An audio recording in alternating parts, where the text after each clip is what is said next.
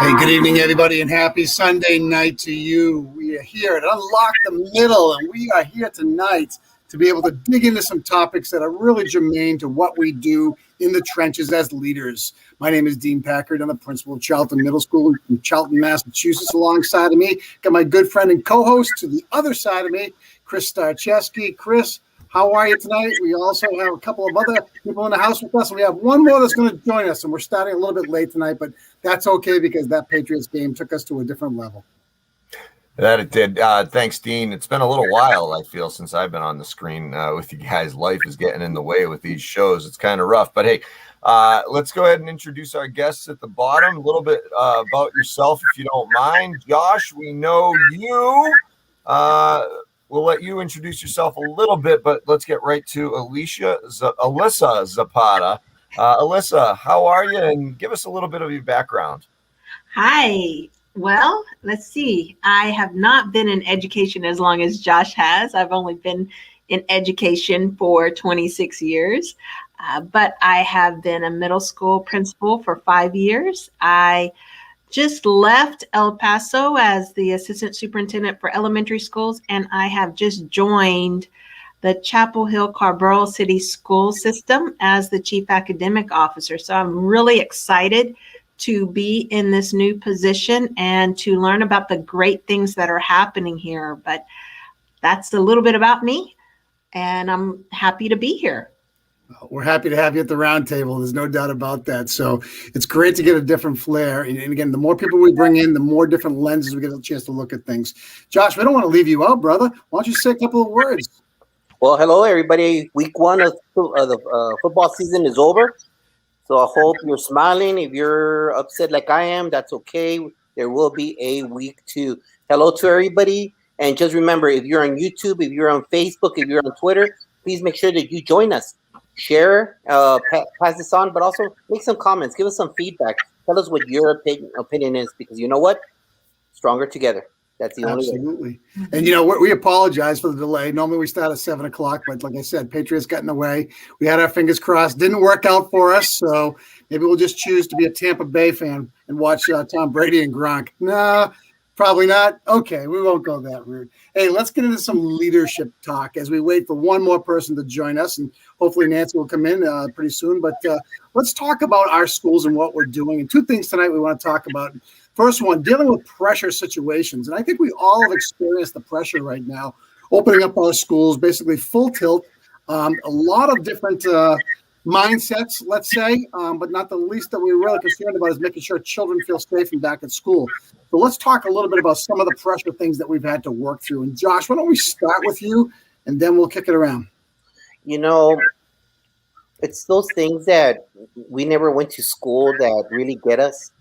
I've gone through whooping cough. I've gone through a shooting in a campus, the installment of metal detectors in the only high school in the district, a parent attacking a referee after a 1-point game in a basketball game that I had to go testify on behalf of the referee. It's pretty... parents fighting in the stands, physically, just over a game. So it's a lot of things that really we've never been trained for, and we just used our best judgment in that moment because it's surrounded by emotion. Just like, how do you deal when one of the most popular seniors dies in a car accident? And I've had to face that in one of the schools that I used to work at, and that group of kids, I carried them from freshmen to seniors, and this young man was very popular. His name was Andy Pacheco, and he died in a speeding accident, and so that was right before state testing. So the whole school took a big hit, and it's one of those things that we're not trained for. So we need to do the best thing that's in the interest to number one, lower the negativity, lower the noise that's going on around us. But I think that most recently, the things that I faced, and I think my former boss, Ms. Zapata, was a young man. There was a killing that was a drug deal that happened off off of our campus, and retaliation was going to take place. And so, in the best interest of student safety, our district decided to make sure that we installed metal detectors throughout the campus. And it's one of those situations where it was a whole PR thing, because then even the kids felt bad because they felt they were in a jail because they never had that experience. They put chain link fence all around the campus. So it's one of those things that I think we're not prepared for, and there is no textbook out there that prepares us for that, but just our experiences. And it's always making sure that we de-escalate the situation to its ultimate. Because you know what? There will always be somebody that Monday morning quarterbacks your decisions. And that goes with our chair. It doesn't matter what our chair does. Someone will always say, I would have done it like that. Well, you know what? Maybe you did not see all the pieces that were in the background, all the noise that's in the media, everything that is on social media, that there's a reason why certain steps were taken. And out of confidentiality, you know that we can't tell you. So I think that whenever you do aspire to sitting in the chair that we sit in or higher, you need to remember that there will always be critics of your decisions. There will always be people who think that they could do it better, or they could have done it better. But then when they get in the chair, they find out, you know what?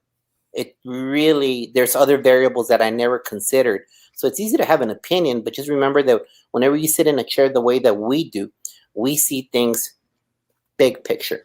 You need to take parents into consideration, your team members into consideration, kids' feelings into consideration, public perception into consideration, and that has to be done yesterday. So I just think that it's one of those things that being an administrator, that's what drains us, sitting in the chair that we sit in. It drains us spiritually, physically, emotionally, and it's one of the things that if you do aspire to the chair, you got to remember, you got to deal with this. And the things that I just described, the majority of them happened in 1 year, to me. Wow. Yeah, those are the challenges that we can, like you said, Josh, never be prepared for. We just have to have a process in place. Alyssa, additions to that or anything you'd like to share? Yes. So, everything that Josh said is so valuable. Sitting at the district level and being able to support, it is so true. There are so many things that go on. And so the decisions we make, we try and make in the best interest of everyone in the community. Number one, to keep people safe. But number two, to ensure that we're communicating and we're being as transparent as possible. Going through this pandemic, it has been incredibly difficult to wear so many different hats and to pivot as often as possible, or as smooth as possible.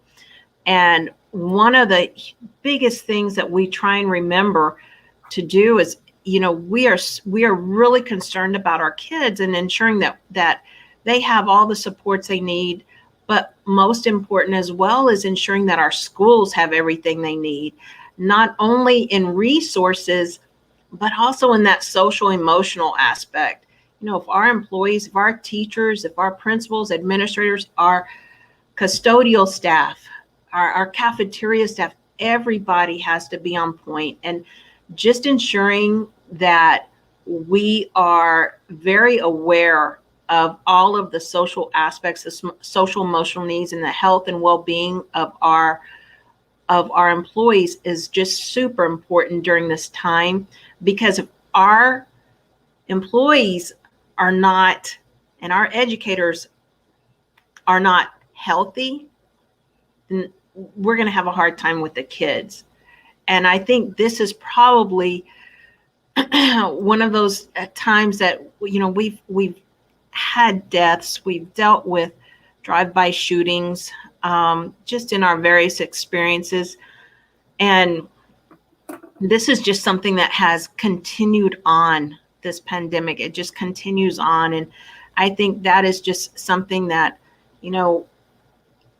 I work from the district level, but I can't even imagine being in the trenches and in a school on a daily basis. So from our perspective, from my perspective, from being at the district level, just ensuring that our people that are in the trenches, in the schools, that they have those resources to ensure, and that we make sure that we are being mindful of everything that we do for everyone, especially around the health and well-being of our school employees. I'm glad you said that, especially, sorry, Chris, just from an administrative district lens, making sure that the well-being of staff members is extremely important, checking in with them, letting them know that you care about them, making sure they're balanced with their families. And we talk about that all the time. You know, from where we sit as building-based principals, I got to say, a lot of the things that you guys just said, I mean, we don't have a lot of that. I mean, have we had deaths that we've dealt with? Of course we have. And those are very difficult situations, and we have protocols in place. You know, I'm looking now, I mean, some of the biggest things that Chris and I face is just the management of emotions. And again, you've got, you know, you can put the mask scenario at the center stage. You've got people vehemently against it. You got some that are for it. You got, and it's amazing to watch the emotional roller coaster take place. You know, when at the end of the day, you know, all we want to do is give kids the best opportunity to be back in school. And sometimes if that means wearing that mask for a short period of time, then it's not a bad price to pay to be able to have a normal school day and have parents back working again and all these things. And again, we're all at the mercy of our state level, the governor, as well as the commissioner of education. So some things are just not debatable for all of us. But I see myself as a gauge person, a temperature gauge, and I'm watching my staff and I'm making sure that they don't become like in the past, you know, ultra crispy because of things that are happening. And you've got to watch for that.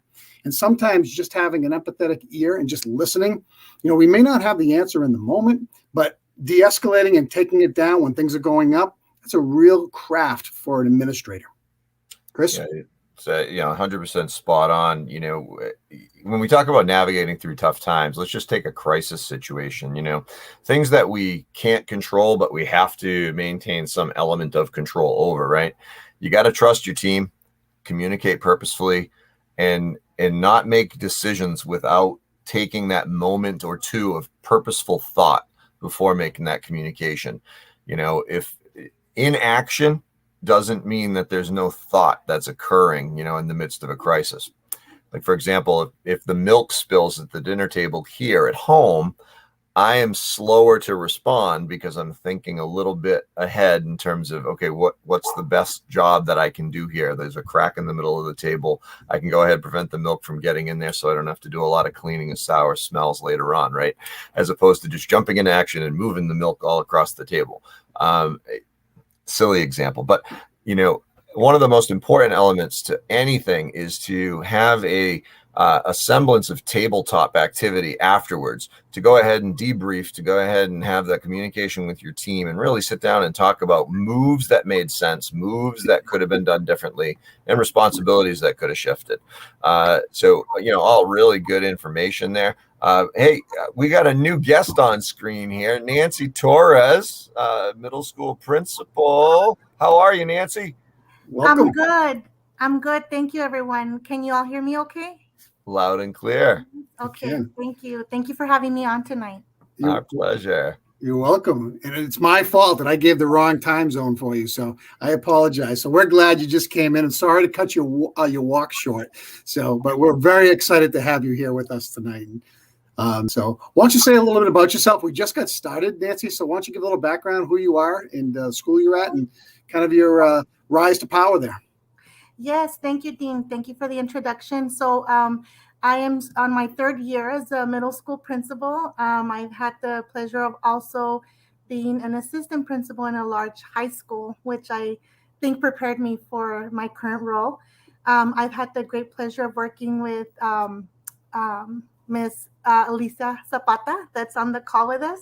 I worked with her in advanced academics, and so she was my boss for a couple of years, and I think that also helped me to prepare in my future roles. And then I've also had the great pleasure of working with Josh. So thanks for the invite, Josh. It's been difficult these last couple of years.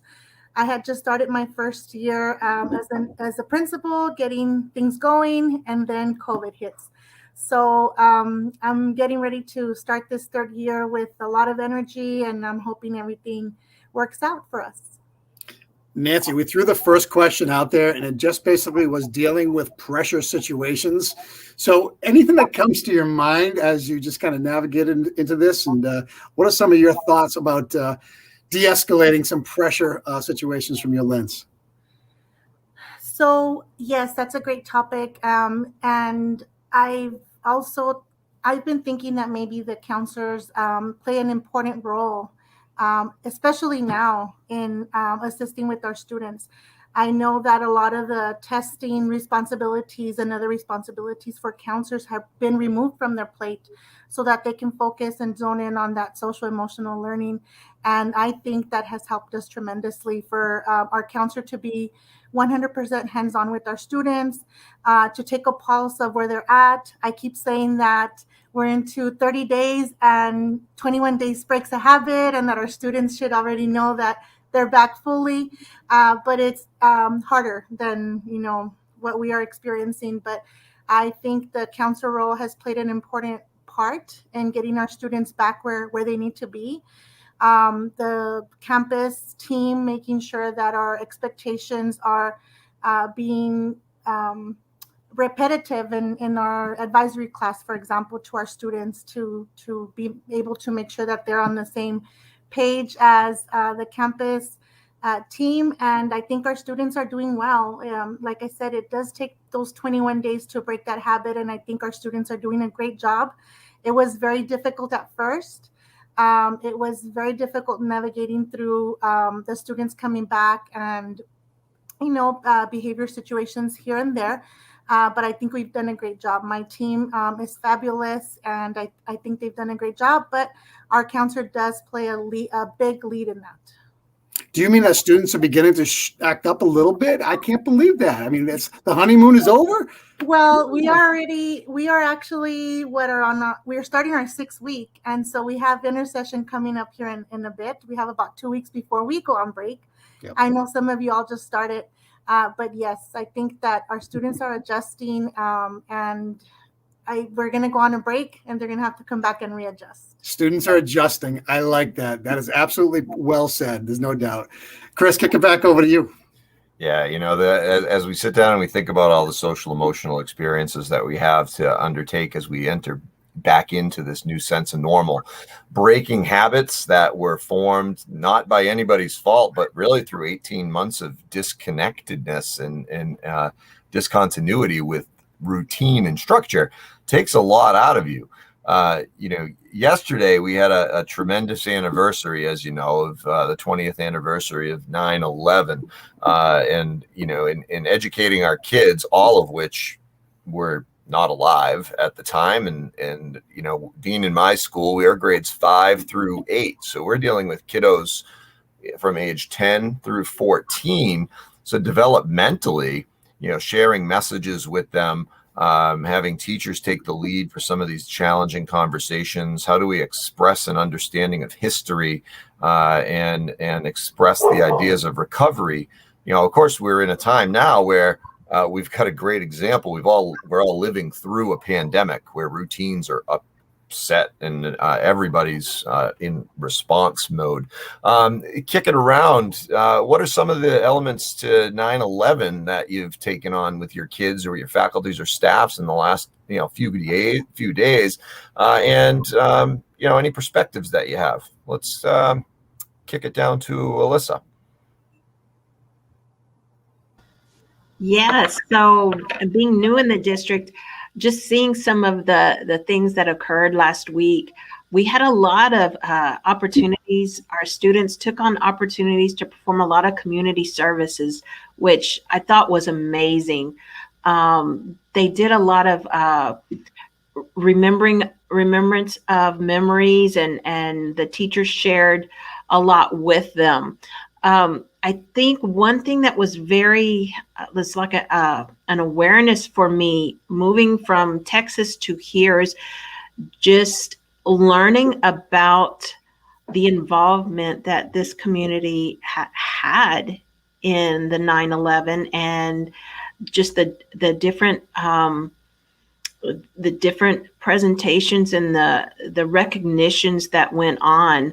It was very eye-opening for me. So as I continue to learn more in this community and more about the community that I'm in, I look at it and I'm just in awe.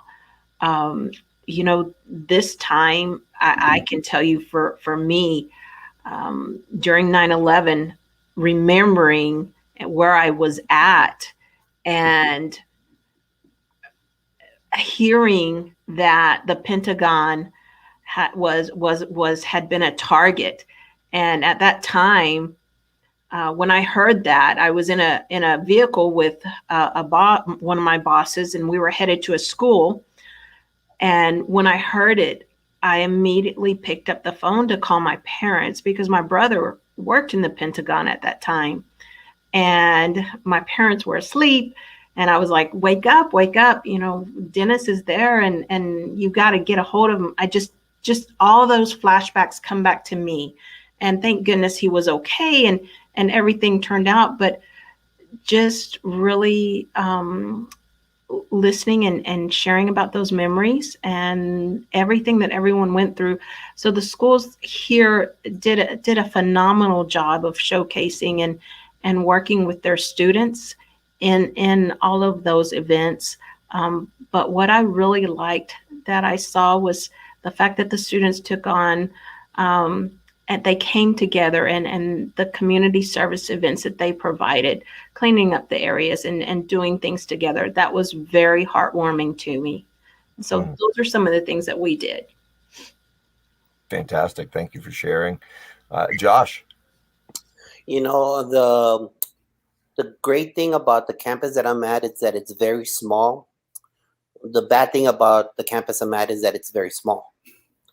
So I don't have the luxury of having a ROTC like I've had in the past. I don't have the luxury of having all those organizations around, even though the current campus that I'm at is 6 through 12. It's just, as I stated before, the current campuses are brand new kids to our country, and kids that have adversity at the traditional campuses that only go to us for 4 hours. So half of the day, this campus is pretty much a low number. So if you've noticed, the majority of my communication with our Jaguars is through morning announcements and also through social media. That's how I connect with them nonstop, because it's not only 9/11, and it's things that I remind them about through social media and the morning announcements, but it's also National Hispanic Month. It's also Suicide Prevention Week. It's all those things that we try to keep together, and they're all tied in together one way or the other. And so it's one of the things that, as someone that sits in my chair, I got to make sure that I point the light to it, and everybody remembers it. And it's one of the things that it's not, National Hispanic Month is not a month. It's ongoing. African American Month is not a month.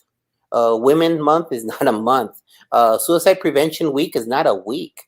It's a concept. It's an idea that we to engrave in the minds of our students through reminders. Hey, remember this Hispanic. Hey, remember, if you say something, see something, you're not alone. It's those things that we gotta keep on reminding our kids, just because we spotlight a month or a week on it. So all our district in Garland ISD, they do such a fabulous job, also promoted it on social media.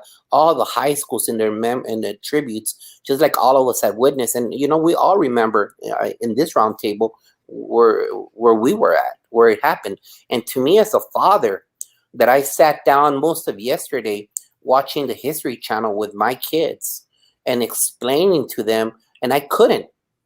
I was still stunned.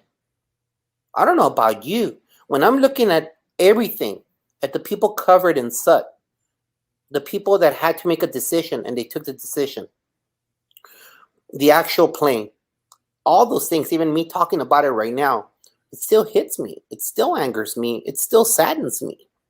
And so as a dad, I'm not a principal, but as a dad, just having those conversations with my 12-year-old, it's the same conversation I would have with my Jaguar on campus.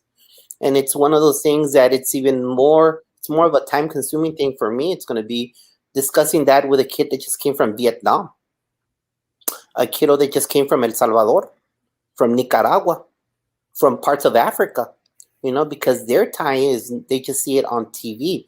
So it becomes more of a variable for us at Memorial Pathway Academy. But you know what? We don't lose the sight that it's those things that as future citizens of this country, we need to embed the time ongoing to remind them so that they become better citizens of this country. So we've done through social media, we've done through morning announcements, but it's not just a day. It's embedded throughout the year that we remind them that it's this. Taking that stretch and making sure you weave that into the fabric of that connectivity and purpose is really important. And we can use these opportunities as examples for why we need to focus on our values and keep them at the forefront, every day. Thanks. Powerful, Josh, as always. Nancy. So as I was conducting some walkthroughs last week, midweek, I did have the opportunity to listen in on some of my social studies teachers front-loading the information in regards to 9/11. It was still really powerful to hear it, to see it, as they played the videos for the students and stopped to talk about that day. It still touched my heart. And I had a wildcat that turned around and whispered and asked me, "Miss, where were you on that day?" And so they asked the adults, "Where were you on that day? What memory do you hold of that day?" I wasn't in education at that time. I was still working as a paralegal in the law office, and I remember clearly where I was at that time. But our students were very involved with that week, and also with writing messages of encouragement and of hope and posting them throughout the school. So my team did a great job in recognizing that day. Today I heard, or I saw a message that someone posted. I also miss 9/12. I miss 9/12. And we miss 9/12 because we were very united on that day. And so I wish, yes.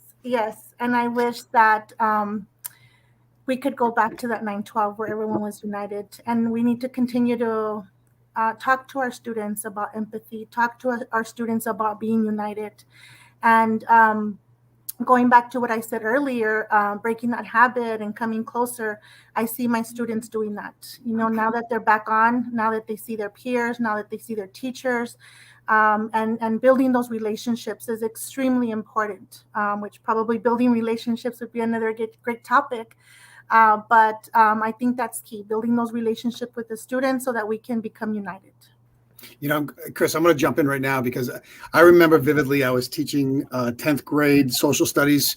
In the morning it happened. We had the small TVs in our room. I mean, I remember up at Shepherd Hill, Chris, if you can remember those TVs that are up there. They're up there for 20 years plus. But I remember being afraid to turn on the TV for the fear of just causing a bigger panic from everybody. And, it was just unreal to think that we were under attack in any capacity. Here at school, like Chris said to start off, our kids have no idea of the magnitude, really, of what it's all about. And our teachers have done a really good job of segueing in that learning and an opportunity to have understanding. And I love, Alyssa, what you said earlier. The community plays a really big part in this. You just never know who that touched and, what family was involved. So when we had an opportunity, we do a great reading in the morning at 8:45 and just, talking about it and honoring, what happened. But then we play taps. We have our band leader come in and he plays taps every year. We do this, and it's you get goosebumps when that happens because it just makes it all seem so real. We have to teach kids about empathy, compassion, understanding, and we also have to be, we're all patriots too. This is America. This is our country. This is what we're all about. And, if you can stand tall together and really work through things, great things happen. So, again, I have to give a lot of credit to my teachers because they just went at it at so many different lenses.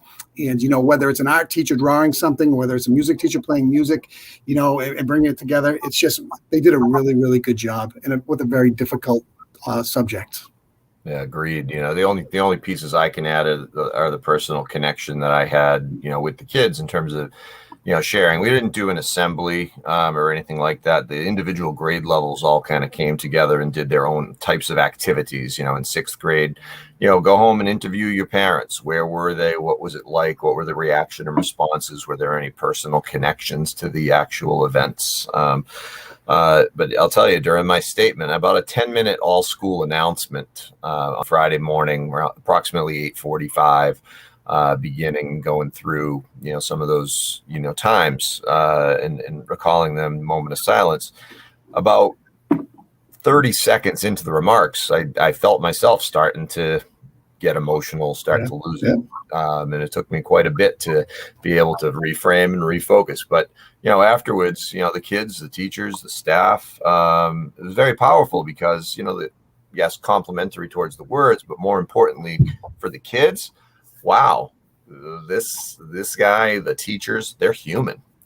We actually don't live in school. We go out to the local communities. We have these connections outside, and the kids remembered that we all have these feelings. But Nancy, what you said about 9/12, absolutely spot on.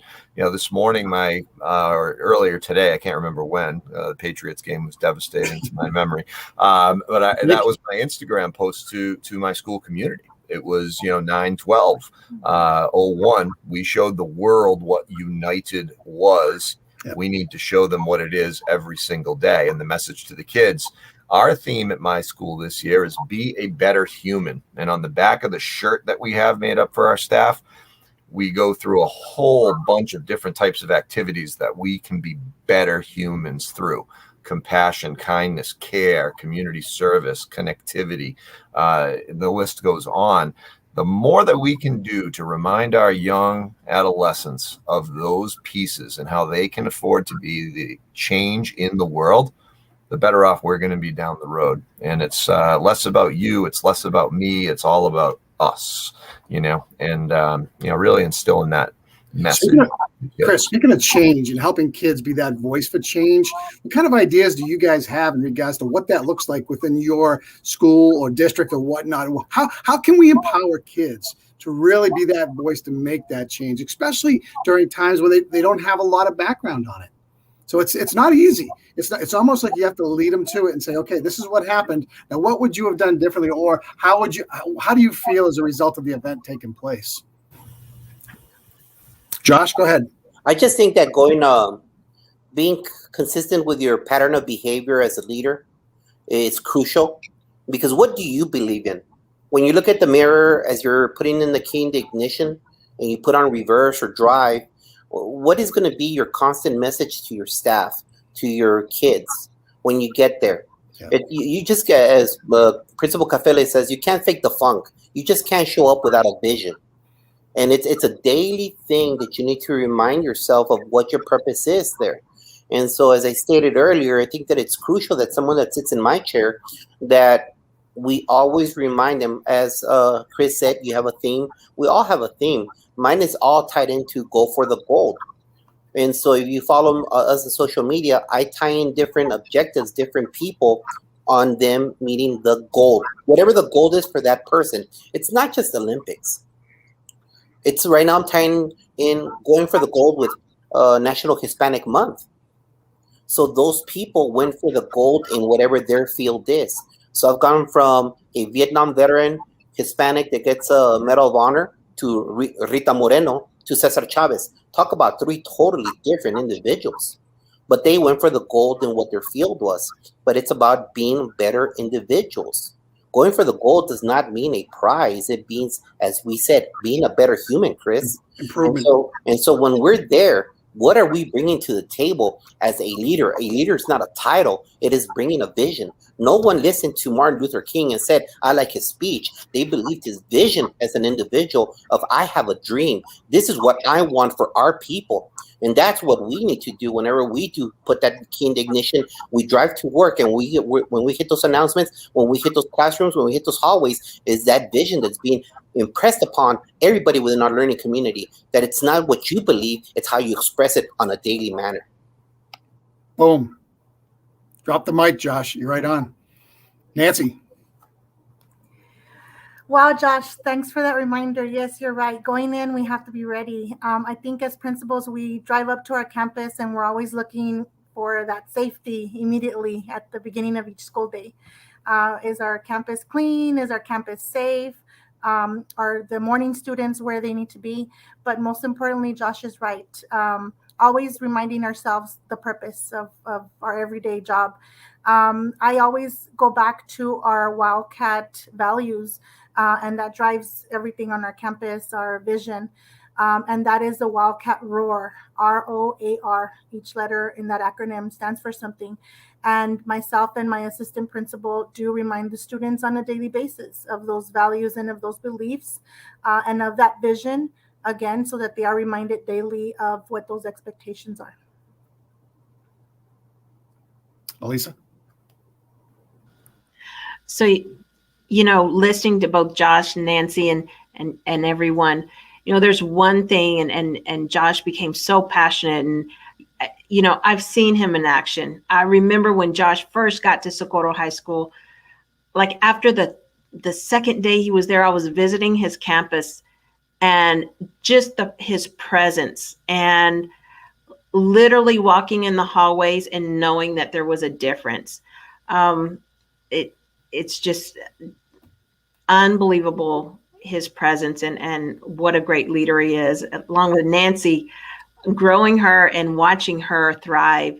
You know, there was a phrase that our former superintendent used to state all the time, but I took that phrase and I hold it dear, and I've started following it, or it's just what I live by now. That phrase is, you know, it is important that we treat every child as if they were our very own. Bottom line. And I'm going to tell you right now, when we are driving up to their schools, whatever work we engage in, if we're thinking about those kids, if they were our very own, we would want our kids to have the best. And so our actions, we have to ensure that our actions are doing whatever it is so that those kids can have the best. And we also have to remember, you know, when we go to school on Monday, once that school day has passed, those kids are never going to have that time back. So whatever we put in front of them, whatever experiences that we afford them, they have to be the best experiences that we can give them. And so as we move forward, just thinking about the community and the unification, everything that occurred on 9/12, we have to ensure, as we're working with our school communities, the opportunities that we give them, we must keep building unity with our students, all of our students. We cannot leave anyone left behind. And we have to remember, we've got to treat them as if they were our very own, because I know what I would want for my kids. And I'm pretty sure everyone on this call, everyone listening, they would only want the best for their kids. That's what every child deserves. So that's what I believe. We have one shot to be a champion for every child that walks through the doors. And that's just what it comes down to. And, you know, we can teach our content, but we are nothing if we can't formulate relationships with kids first, because kids will not reach their highest level if they don't know how much you care about them. Right, Josh? Right. You said that a million times, okay? Because we are in the relationship business. There's no doubt about that. You know, the power of being at ground zero, though, I mean, I wish I could take the kids there. I wish they could see that and be part of that, because I think it's a bigger picture and a bigger understanding. But we have an obligation. We have an obligation as educators, as leaders, as schools, to be able to ensure that we are remembering, you know, everybody, first responders, people who lost their lives, you know, understanding the history on how this happened and why it happened. I think it's absolutely something that we need to make sure that we're out in front of all the time. And not just 9/11, but, you know, anything that has historical significance to it. Josh, you were saying it earlier. We have a job to make sure there's equity across everything that we do, because you never know how it's going to affect somebody. Chris? Yeah, you know, everything's interwoven and everything's connected. It's our job to make sure that we don't put anything in a silo and that we don't afford any kiddo an opportunity to miss an opportunity. And everybody's got to have that opportunity, the keys on their key ring to unlock doors that they don't even know they need to unlock down the road. We talked about tonight some pretty heavy topics in ways, but for me, it all comes back down to, and Nancy and Lisa, you said it, Josh alluded to it, Dean alluded to it, those core values that we hold dear and near. We just listen, you walk the walk and you talk the talk. You make sure that you're connected to your purpose and that the purpose is connected to greater action and greater opportunity for kids. The bottom line is that, we can't honor one another or our memories without acknowledging that, together down the road, those things shaped us to who we are now, and the actions that we're engaged in now are going to shape us for who we can possibly become. And Alyssa, spot on. Every kid who walks through the door, they need to be like ours. I actually happen to be fortunate to have 2 of my 3 kids in my building, 1 in 5th, 1 in 8th. So I trust with great belief that whatever classroom they're in, they're getting what they need, because our faculty and staff is there to do that job, not because it's the principal's kid, but because we do what we do because we're really good at it and we're really special. Every child, every day. There's the motto. Every child, every day. And you know what? I just think one thing. I know we're coming close to the 40-minute mark here, and I think that with all the heavy things that we talked about today within these last 40 minutes, it's crucial that if you're aspiring to one of the chairs that we sit in or higher, that you remember how we started today's podcast by saying that you're going to make decisions that are not supported by a percentage of the public. And all it takes is one parent or one community member to attack you on a Facebook page. Yeah. And that just becomes a tsunami of professional destruction for you. And even though you did what was in the best interest that you felt at that moment for that situation, you're going to get pummeled on social media. But you know what? It is what it is. If you know that you did what's right for kids. Thank you for saying that. And you did the right choice at that moment for your community, for your teachers, for the kids. And you know what? You could look in the mirror, because you know what? There will always be Monday morning quarterbacks. But you cannot negate your responsibility as someone that sits in our chair. And it's a heavy burden, but you know what? It's one of the most beautiful things, because in the end, those children are looking to you and will remember your name and say, you know what? That was my principal at that school. That's right. That's all that matters, because you know what? You did through the hard times, you navigated them through the turmoil, through the blizzard, and you were there for them, and they will remember that, and you will be in their memory forever. And let me tell you, that is a priceless check that you will always have spiritually. Yep. And Chris, take it home. Yeah. We can't go any better than that. You're right. We're in this business because of kids. We can never, ever, ever forget that. Okay. No. We're not an adult employment agency. And I love my staff more than anything. They're great people. But at the end of the day, every decision made is in the best interest of a child's experience at school. That's what it comes down to. We don't do what is easy. We do what is right. Yeah. And sometimes right is really, really, really hard to do. And it's okay. We're not going to get everything right out of the box, but we're going to do what is right to ensure that we've got great opportunity.